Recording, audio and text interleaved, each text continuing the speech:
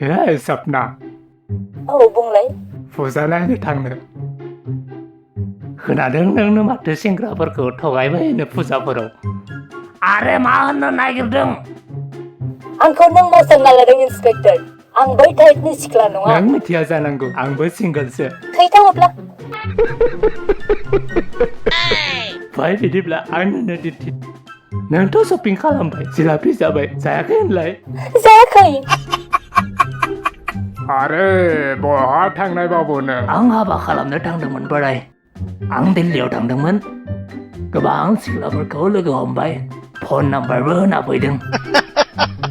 आरिउ गाजा मारिदो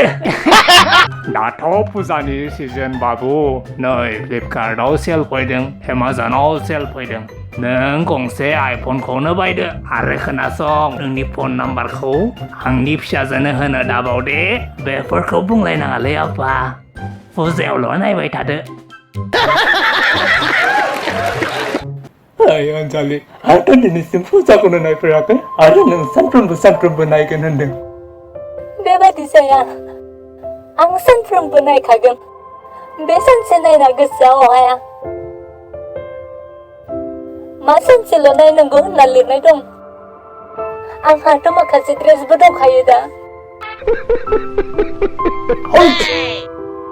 थिग दं जिलापि दखान होगोन आंबो